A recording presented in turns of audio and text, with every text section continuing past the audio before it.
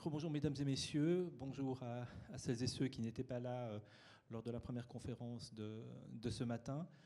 On a un petit changement de programme, comme dans tout bon colloque et symposium qui se doit.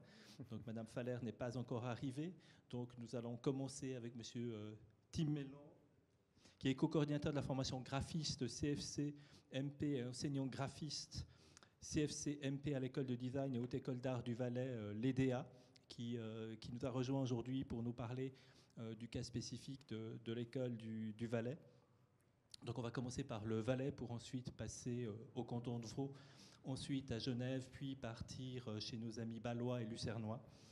Donc on va tout de suite commencer avec Tim Mellon. J'aimerais juste vous dire que cet après-midi, vu mon état de santé un peu particulier, je vais coordonner et discuter avec Diane Mechler, qui est la collaboratrice scientifique du MUDAC, qui a beaucoup travaillé sur ce projet avec moi.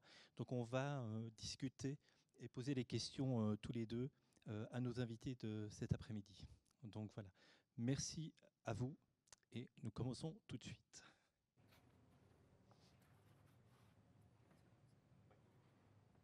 Alors, merci Tim. Non, c'est bon, ça marche. Merci Tim Mellon d'être venu vers nous pour évoquer le cas spécifique de l'EDA en Valais et de la formation que vous conduisez. Peut-être expliquer, peut-être en deux mots, en quoi consiste la formation en graphisme à l'EDA et comment elle se structure, peut-être. Oui, c'est vrai, je pense qu'il y a pas mal de précisions à faire à ce niveau-là parce qu'on a un cas qui est presque unique en Suisse, enfin, je pense, parce qu'on a sous le même toit, et même tout dans le système administratif, etc., on a tout qui est regroupé sur le nom de l'EDA.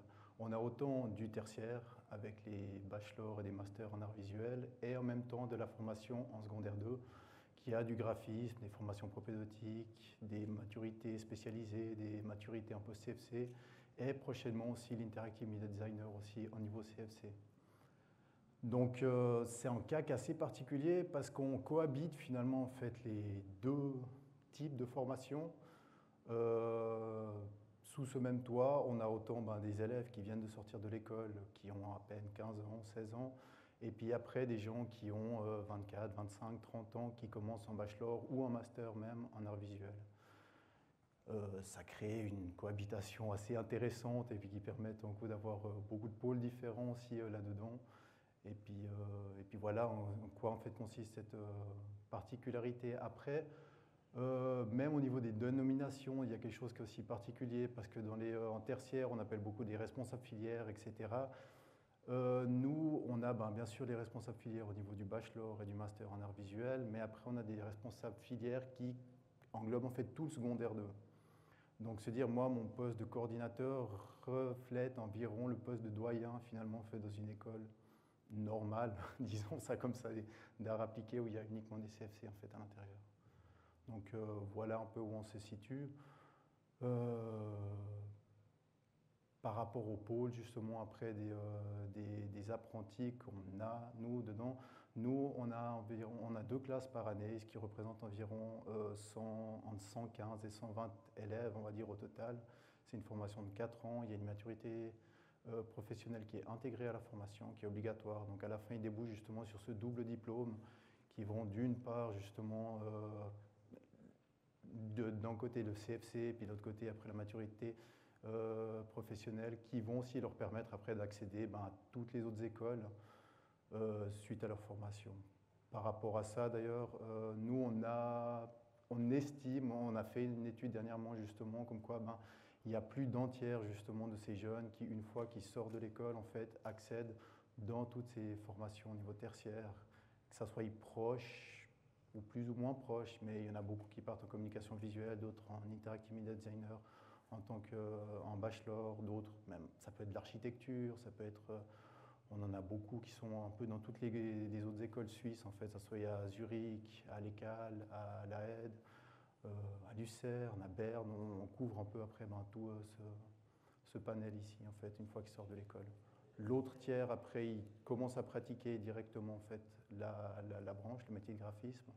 Et puis finalement, le dernier tiers, ils utilisent leur maturité pour des fois faire autre chose. Ils se rendent compte des fois durant leur formation, c'est jeune, à 15 ans, savoir déjà ce qu'ils veulent faire, mais finalement en fait c'est un premier pas vers le chemin professionnel finalement en fait qui leur permet d'acquérir une maturité professionnelle, qui leur permet après, certains deviennent enseignants, d'autres, voilà, et on les voit un peu, des fois un peu disparaître, un peu comme ça, on n'a pas tous les chiffres exacts, mais il y a un peu tout un tas de possibilités en fait après qui s'offrent à eux. Et dans cette idée de cohabitation dans l'école, effectivement, de cette formation professionnelle et en même temps aux côtés d'étudiants en bachelor et en master en arts visuels, est-ce qu'il y a quand même des connexions ou des rencontres entre ces deux filières ou entre étudiants qui permettent peut-être aussi chez ces nouveaux graphistes ou apprentis graphistes à quelque part une espèce on va dire, de sollicitation ou de créativité qui pourrait être suggérée par ces bachelors et masters? Alors oui, il y a pas mal justement de... Est-ce qu'il y a des passerelles? Alors, une passerelle, oui. Nous, on a... C'est pas énorme le pourcentage, mais on a quand même une quantité en fait qui, une fois qu'ils ont fini la formation de graphiste, après font la propédeutique directement chez nous à l'EDA pour après en fait accéder en bachelor en art visuel. Alors ça, il y a des possibilités. Après, il y a des projets qui se font en commun. C'est toujours plus compliqué au niveau des formations de CFC parce qu'on a un plan de formation, on doit s'y tenir. C'est compliqué, on va dire, de jouer, on va dire, énormément avec ça. Mais par contre, après, entre eux, en fait, il y a beaucoup de choses qui se créent avec eux. Il y a, nous, beaucoup, on va dire, des étudiants en tertiaire doivent réaliser, que ce soit leur portfolio, plutôt leur book, ou bien des fois des mémoires, des choses comme ça qui contribuent les graphistes en fait pour justement leur donner un coup de main. Ou bien après, il y a aussi beaucoup de synergie aussi qui se crée au niveau des différents projets qu'on a. Le but, bien sûr, comme dans toute école d'art, c'est aussi d'aller puiser des ressources le plus loin possible. Alors ils vont aussi beaucoup interviewer, aussi de voir aussi les compétences, aussi les connaissances, au niveau de la créativité aussi qu'ils ont, qui est donnée par le bachelor ou les masters, pour justement développer le plus loin possible en fait les projets. Avec le changement de l'EDA qui va construire prochainement son nouveau site et son agrandissement, est-ce qu'il y a une ambition par rapport à la formation en graphisme? Est-ce qu'il y a une ambition une fois d'apporter le graphisme aussi dans l'enseignement supérieur? On aimerait bien. Question piège.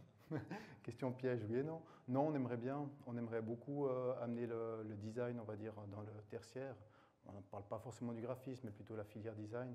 Après, c'est toujours compliqué. Il y a des quotas de toute façon à tenir dans tout ce qui est tertiaire.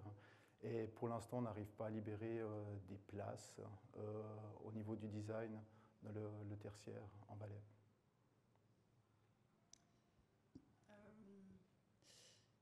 Oui, merci. Et puis, vous parliez aussi du fait que les étudiants allaient beaucoup interviewer d'autres personnes dans cet environnement du Valais. C'est quel type de profil justement qui vous intéresse sur ce territoire valaisan? C'est une question intéressante. Non, mais alors, déjà à savoir, c'est vraiment pas évident. Moi, je viens ici justement du canton de Vaud. J'ai fait mes études en Valais, mais par contre, j'ai fait mes années préparatoires ici dans le canton de Vaud.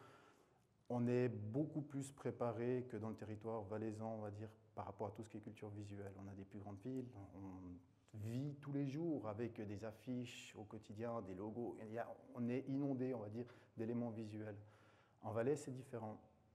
Il y en a certains qui viennent de Valais, au fin fond de la montagne, et puis qui voient juste la petite affiche au coin du bus, et puis c'est tout ce qu'ils ont comme culture visuelle. Et quand on les a la première année, c'est des fois le néant complet, il n'y a rien.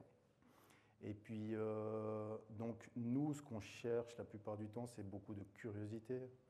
On ne peut pas parler de créativité, je ne pense pas vraiment à cet âge-là, parce qu'ils aussi ne savent pas ce que c'est, la recherche, travailler longtemps sur un même sujet pour arriver au projet, une finalité dans le projet. Mais on parle surtout on cherche beaucoup de curiosité, des gens qui veulent approfondir, finalement, qui vont plus loin.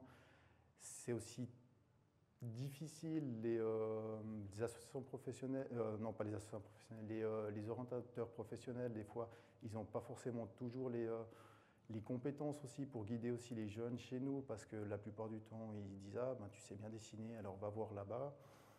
Mais finalement, en fait, il n'y a pas que ça. Il y en a il y en a quand même 2 ou 3 par année qui, en première année, qui doivent interrompre leur cursus parce que finalement, ils se rendent compte que c'est pas aussi créatif qu'ils ce qu'ils pensent. On est dans les arts appliqués, on est là aussi pour apprendre la technique. Et puis finalement, la technique, c'est pas ça qui les intéresse plus que tant.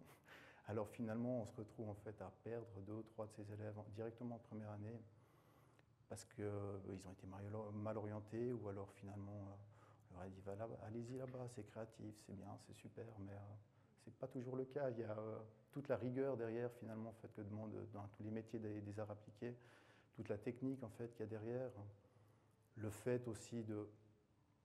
Moi je pense aussi avec toutes ces nouvelles technologies qui arrivent, etc., les jeunes veulent aller de plus en plus vite, accéder tout de suite à un résultat.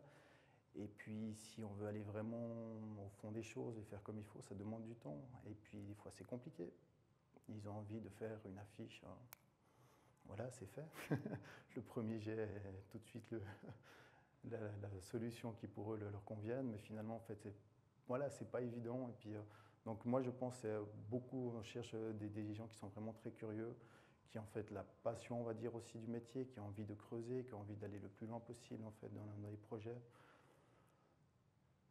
Certes, il y a encore quelques années en arrière, il y avait l'ancien responsable de la formation justement qui obligeait même qu'ils aient un certain âge, même, même si c'est un CFC, il leur demandait d'avoir minimum 16 ans pour entrer dans l'école. Je pense qu'une certaine maturité aide aussi en fait là-dedans, dans ce métier. Maintenant, c'est plus forcément le cas, mais après, on voit que c'est pas forcément ça qui pose problème, parce que de très jeunes ont des très bonnes idées tout d'un coup, et puis qui sont très travailleurs, et puis que ça fonctionne très bien. Donc voilà, c'est pas qu'on fait avec ce qu'on a, mais finalement en fait, on a en fait une population justement qui est peut-être moins cultivée, et puis que finalement, des fois, ça permet aussi de découvrir des très belles choses, et puis c'est super étonnant. Moi, je les suis quand ils font leur portfolio en 3e année. C'est super étonnant de les voir arriver, puis que certains, ils connaissent, mais ils maîtrisent moyennement l'ordinateur, et puis finalement, ils arrivent à un niveau en fait déjà très bien, je trouve, en tout cas, pour 2 ans et demi de formation. Et là, vous venez de dire justement, enfin un peu sur une boutade, mais que souvent ces étudiants peuvent provenir de vallées profondes du Valais, donc sans forcément, on va dire, le bagage visuel que d'autres pourraient avoir en vivant à Lausanne ou à Genève ou à Montreux ou je ne sais où. Comment est-ce que vous finalement vous profitez aussi de cette espèce de virginité visuelle de ces étudiants, et est-ce que vous en faites une spécificité de l'école, ou comment finalement votre formation en graphisme que vous offrez à l'EDA est finalement peut-être différente ou unique? Enfin, en marketing, on dirait quel est votre USP finalement par rapport à la formation graphiste? Alors c'est très difficile justement de parler ça, surtout moi je pense dans la formation professionnelle. On a un plan de formation qu'on doit se tenir à ça. Et puis moi j'essaye de promouvoir toujours le fait qu'ils viennent ici à l'école. Ce qui m'intéresse, ce n'est pas toujours le résultat. Voire même dans les 2 premières années, ce n'est même en aucun cas ce que j'attends d'eux. Le résultat finalement, peu importe. Ce qui compte, c'est le processus de comment est-ce qu'ils vont arriver en fait à ça. À la fin, on va former des graphistes, des gens qui vont bosser dans des agences, dans des bureaux de graphisme. Et puis, il faut qu'ils soient capables finalement de le faire. Il y en a certains, des fois, qui arrivent à des super résultats après une demi-heure de travail. Est-ce que c'est du hasard? Est-ce que c'est du génie? Je ne sais pas. Alors que finalement, ce qui est intéressant, c'est de voir sur un projet de longue durée, c'est quelles sont les différentes étapes qu'il a passées. Est-ce qu'après le premier jet, est-ce qu'il était plus loin? Comment est-ce qu'il a abordé finalement ces thématiques-là? Comment est-ce qu'il a maîtrisé la technique derrière? Et puis finalement, le résultat. Voilà, parfois on a des très bonnes surprises. Des fois, c'est plus compliqué, mais par contre, le chemin était super. Et puis, finalement, c'est ça qui compte. On a vu qu'il a appris quelque chose. Il était jusqu'au bout. Il s'est planté. Ma foi, c'est pas grave. Le prochain projet sera mieux. Toujours par rapport à cette question de la culture visuelle, même si celle de Lausanne et Genève, effectivement, elle est peut-être plus développée dans la question du graphisme, etc. Mais j'imagine que partout, il y a quand même une forme de culture visuelle, puisqu'on ne peut pas dire qu'il n'y en a pas quelque part. Est-ce que finalement cet environnement, ils se retrouvent d'une manière ou d'une autre présents dans leur création?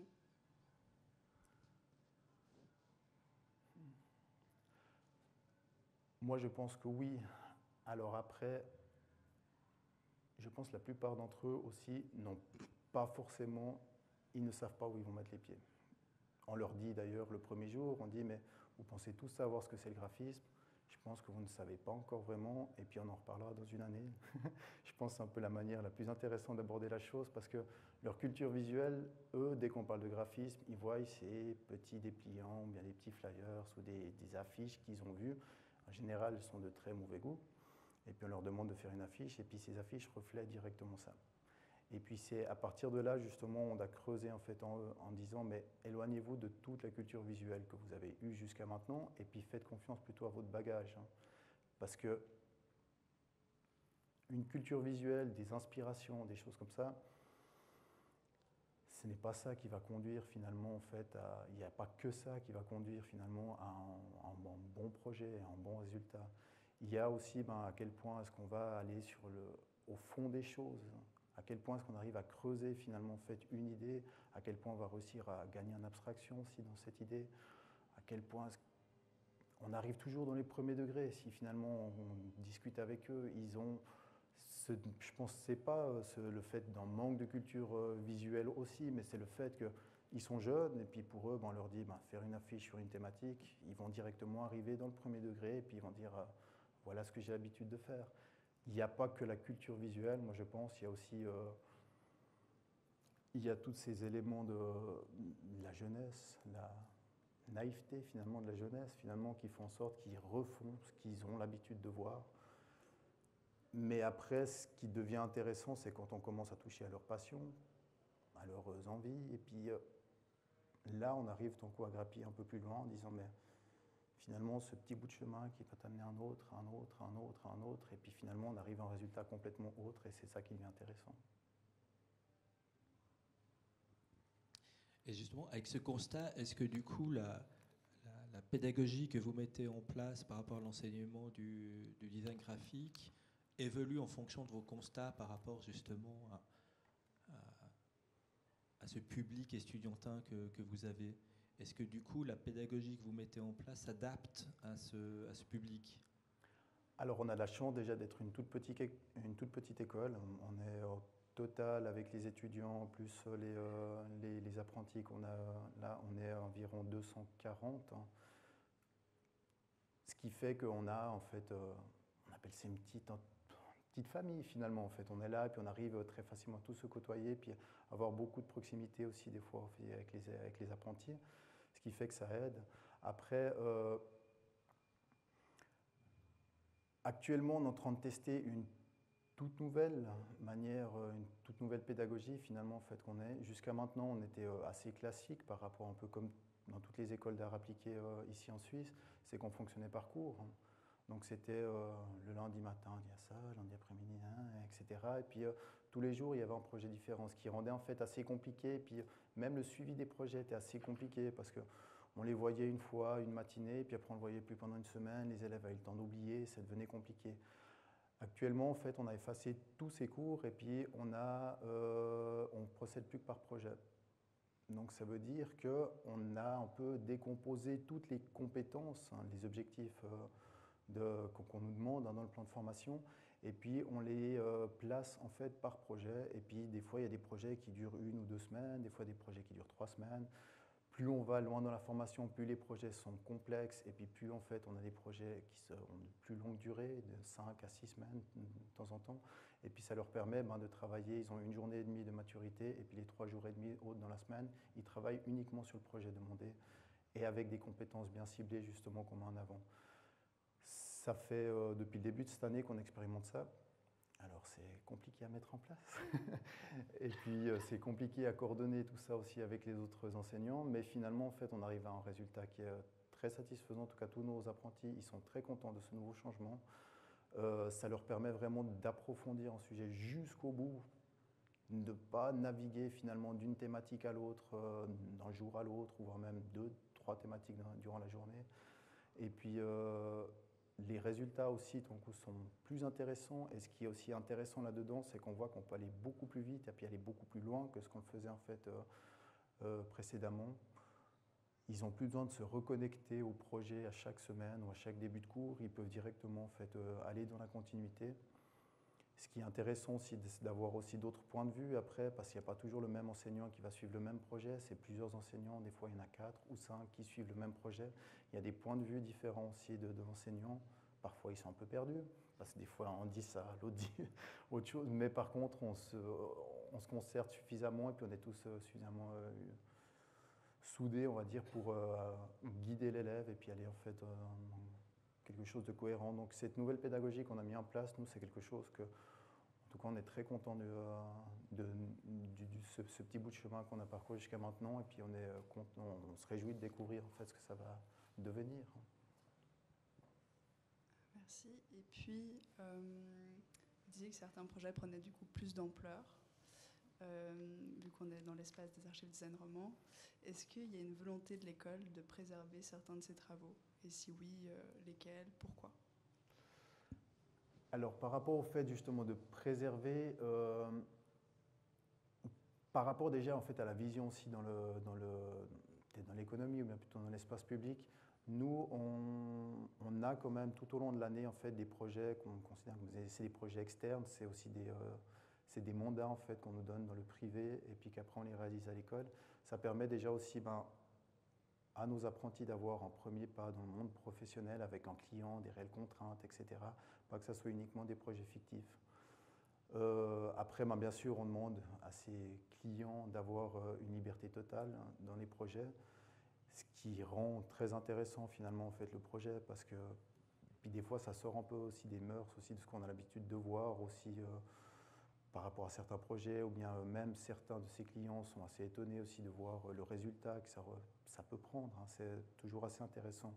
Par rapport à l'archivage après de nos projets, alors oui, nous on archive bien sûr la plupart de nos projets. Tous nos travaux de diplôme peuvent être consultés sur notre site internet. C'est quelque chose que on met en point d'honneur justement à pouvoir les conserver et puis donner une visibilité aussi à ces projets-là. Après, nous, on a après ce qu'on considère des fois aussi comme des travaux excellents aussi, que là, en fait, on les conserve, on les archive, on les expose à la bibliothèque aussi. Et puis, il y en a un travail que, si je me rappelle bien, il a déjà bientôt 6 ans, mais ça fait 6 ans, 7 ans qu'il est exposé à la bibliothèque et puis que les gens continuent à le consulter régulièrement. Donc, pour nous, c'est assez beau. Et puis, finalement, on voit en fait tout ça évoluer. On fait des tris de temps en temps, mais on essaie de conserver ça. On a des archives qui remontent depuis le début de la formation dans le métier de design. Ouais, au début, ça s'appelait designer, hein, le CFC2, pour finalement devenir graphiste. Et puis, il a ouvert en 97. Et puis, les travaux les plus anciens qu'on a, ils sont de 2003, 2004, il me semble. Et au-delà de la bibliothèque de l'EDA, il y a quand même une ambition de conserver cette histoire de la filière chez vous. Parce qu'effectivement, comme l'a rappelé Diane, ce qui nous intéresse ici, alors c'est évidemment la pédagogie, la méthodologie que vous avez chacun dans vos écoles, mais aussi de voir comment garder trace de cette histoire, cette évolution, puisque nous-mêmes, musée, on est aussi les traces d'une évolution, on a changé de nom, on a changé d'orientation, on s'est adapté à des époques, à des moments. Est-ce que vous avez aussi cette perception alors, entre l'EDA, lorsqu'elle était l'école cantonale d'art de Martigny, ensuite Sierre, etc. Est-ce que vous avez quand même cette notion de préservation, de témoignage finalement de cette évolution et de cette histoire à travers notamment, pour ce qui nous intéresse aujourd'hui chez vous, cette filière? Oui. Alors, je pense qu'aujourd'hui, c'est beaucoup plus simple d'archiver avec la digitalisation de tout, finalement, ce qu'on voit. Il y a une simplicité qui est amenée grâce à tout ça. Les anciens, après, des anciens projets, on en a plein. Après, ce qui est difficile, c'est qu'est-ce qu'on en fait. Et puis, on a la cave qui est remplie. Et puis Qu'est-ce qu'on en fait? Ça, justement, c'est un peu la question, on va dire, qu'on a. Et puis, les archiver, on le fait, on les prend en photo après, que ce soit autant des travaux de bachelor ou de master qui sont conservés, qui sont pris en photo. Il y a tous les mémoires, tous les portfolios qui sont archivés là-dedans. Après, bien sûr, c'est la question qu'on a, c'est qu'est-ce qu'on en fait? Pour l'instant, on les a, on les garde, on les montre de plus en plus, là, justement, grâce au site internet, grâce à des éléments comme ça. Après, de retracer toute l'histoire. Encore une fois, là, par rapport au métier de graphiste, nous, ce qu'on met principalement en avant, justement, c'est le fait après du savoir-faire finalement. Et puis, encore une fois, je le répète, ce n'est pas toujours le résultat finalement en fait, qu'on attend en fait, par rapport à ça. C'est qu'est-ce qu'on a.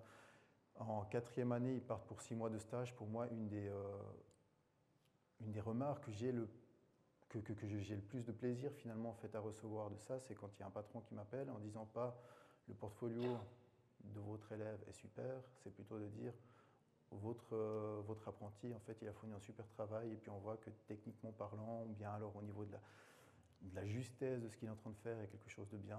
Pour moi, c'est le plus important, on va dire, là-dedans. On les forme en tant que graphiste et puis on n'est pas là juste pour être une image de quelque chose. Donc moi, ça c'est quelque chose que je mets en avant en fait par rapport à tout ça. Et puis après, on fait de plus en plus justement de ces projets aussi pour montrer aussi au public, à la population valaisanne, de qu'est-ce qu'on est capable de faire, comment est-ce qu'on peut aussi s'imbriquer un peu dans l'économie, qu'on n'est pas une école d'art où on fait des tableaux, mais on a aussi des arts appliqués qui s'incluent en fait, qui s'inscrivent dans l'économie locale, et puis qu'on est présent, et puis voilà. Et puis dans le fait que vous dites que le processus des fois est plus intéressant que le résultat final, est-ce que du coup vous essayez d'intégrer ces archives, ces travaux aux archives? Alors oui, ça, pour tous nos travaux de diplôme, en fait, on demande à chaque fois en fait, tous les documents en fait, de recherche sur comment est-ce qu'ils ont abouti à ce résultat, et puis après on a le résultat final. Même l'examen final pour le CFC, qu'on a un même examen pour toute la Suisse, qui est fédéral, cet examen-là, en fait, il s'intéresse beaucoup plus au processus. Et puis, ce qui est intéressant, c'est que la plupart du temps, peut-être pour nous, graphistes, c'est ça aussi qui nous intéresse, mais toute cette recherche est presque plus intéressante des fois que le résultat final. Ce n'est pas que le résultat final n'est pas bien, c'est juste que finalement, ce qui est intéressant, c'est toutes les pistes qu'ils ont explorées, à quelle partie du chemin en fait, elle a conduit en fait, à ce résultat-là. Et puis finalement, il y a ça qui est intéressant. Même la plupart du temps où ces travaux de diplôme, ils passent des fois durant un semestre dessus, les documents de recherche, il est comme ça, et puis des fois, il arrive avec un tout petit élément au final. Et puis finalement, c'est ça qui devient intéressant, finalement, en fait. C'est comment est-ce qu'ils en sont arrivés à ce résultat-là. Oui, alors comme on change un peu de format, puisque Madame Faller n'est pas là, et qu'on a quand même des invités d'autres écoles parmi nous, je ne sais pas si vous avez des questions. Alors on est dans 2 filières à 2 niveaux différents, mais effectivement il y a pas mal d'étudiants ensuite qui partent ensuite soit à l'ECAL, soit à l'AED ou d'autres hautes écoles. Et comment vous voyez, vous, cette relation effectivement entre ces filières? Et là, je m'adresse aux 2 autres écoles d'art présentes.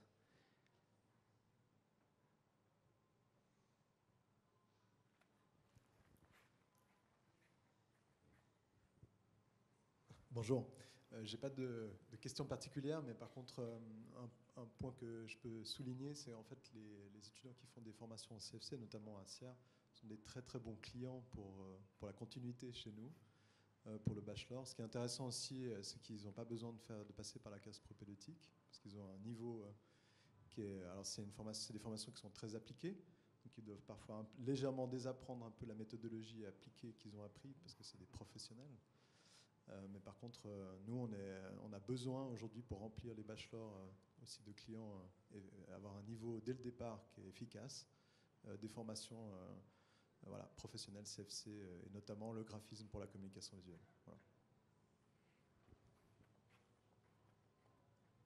C'est intéressant de voir cette formation, déformation à chaque fois. On leur apprend une technique, mais après, de nouveau, on les encourage à oublier cette technique pour revenir à la création. C'est c'est toujours un va-et-vient finalement incessant entre les deux pôles à quelque part, qui était déjà présent dans la présentation notamment de ce matin à midi sur le musée des arts visuels, enfin les écoles d'art visuel et les écoles d'art industriel et mécanique, où il y avait déjà aussi ce jeu un peu de tension entre les deux systèmes d'enseignement. Et là, c'est intéressant de le retrouver d'une autre manière à quelque part, mais toujours pour le bon au final. Est-ce qu'il y a d'autres questions ou d'autres commentaires? Table ronde est un peu plus courte, étant donné que voilà, on a une invitée en moins, donc je ne vais pas non plus harceler Monsieur Mellon pendant 1 heure. Mais alors, s'il n'y a pas d'autres questions, je remercie Tim Mellon d'être venu. Merci. Merci beaucoup.